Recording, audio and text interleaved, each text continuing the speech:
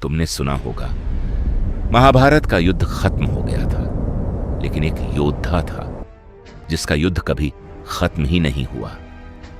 वो न मरा, न जीता, न उसे जीने दिया गया। वो जन्म लेते ही रोया नहीं था, उसने घोड़े की तरह दहाड़ा था। उसका नाम था अश्वत्थामा। गुरु द्रोणाचार्य ने भगवान से प्रार्थना की, मुझे ऐसा पुत्र दो जिसमें तुम्हारा तेज हो, तुम्हारी शक्ति हो। और जब वह बच्चा पैदा हुआ, वह रोया नहीं, उसने घोड़े की तरह हिनहिनाया। धरती कांप उठी, आसमान गरज उठा, इसीलिए उसका नाम पड़ा अश्वत्थामा।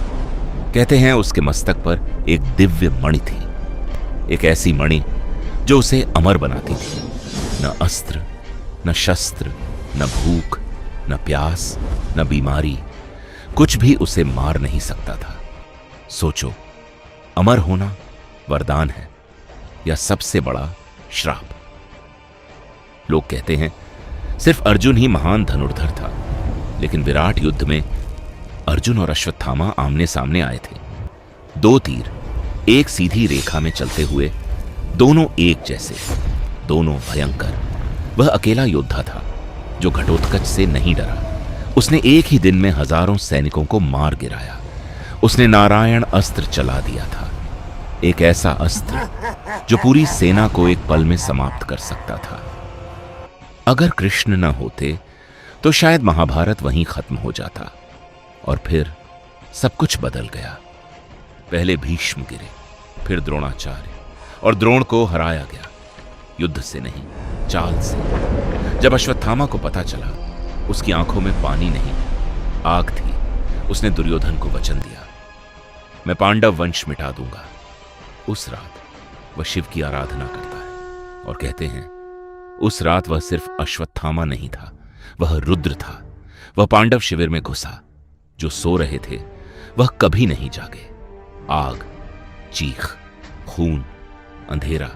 उसने 5 लोगों को मारा, सोचकर कि वह पांडव हैं, लेकिन वह पांडव नहीं थे, वह उनके बेटे थे। पांडवों का क्रोध फूट पड़ा, युद्ध फिर शुरू हुआ। इस बार सब कुछ खत्म करने के लिए अश्वत्थामा ने लिया ब्रह्मास्त्र। अर्जुन ने भी। 2 ब्रह्मास्त्र टकराने वाले थे, और अगर टकरा जाते तो संसार समाप्त हो जाता। तब आए वेदव्यास। अर्जुन ने अपना अस्त्र वापस ले लिया, लेकिन अश्वत्थामा को उसे वापस लेना नहीं आता था, और बदले की आग में अंधा होकर उसने अपना अस्त्र मोड़ दिया उत्तरा की तरफ, एक गर्भवती स्त्री की तरफ। वह पांडव वंश का अंतिम बीज मिटा देना चाहता था। यह देख श्री कृष्ण बीच में आ गए, और उन्होंने अपने सुदर्शन चक्र को उत्तरा के सामने ला दिया, जिसने ब्रह्मास्त्र के सारे वार को खुद में समा लिया। ऐसी क्रूरता ने श्री कृष्ण के अंदर ऐसा क्रोध जगाया जो आज तक किसी ने नहीं देखा था। उन्होंने अश्वत्थामा को श्राप दिया, ऐसी निर्दयी हरकत करने के लिए तुम आजीवन भुगतोगे। तुम्हें कुष्ठ रोग लगेगा जो तुम्हारी त्वचा को सड़ा देगा। लोग तुम्हें देखकर भाग जाएंगे। तुम्हारा शरीर चालों और घावों से थक जाएगा, जहां से खून और गंदगी हमेशा बहती रहेगी। कोई भी तुम्हारी मदद नहीं करेगा, ना कोई तुम्हें खाना देगा, ना सहारा।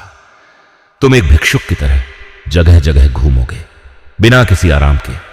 मौत भी तुम्हें बचा नहीं सकती, क्योंकि तुम हमेशा जीवित रहोगे। यह कहकर उन्होंने भीम को आदेश दिया कि वो अश्वत्थामा की सर में लगी मणि को उखाड़ दे। और तब से आज तक माना जाता है कि अश्वत्थामा इस पृथ्वी पर भटक रहे हैं।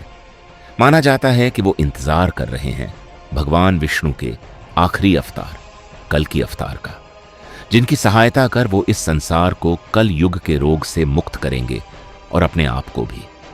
कई सदियों से कई अलग अलग समय पर अलग अलग लोगों ने अश्वत्थामा को देखने का दावा किया है, लेकिन इन कहानियों में कितनी सच्चाई है, ये आज भी एक गहरा राज है।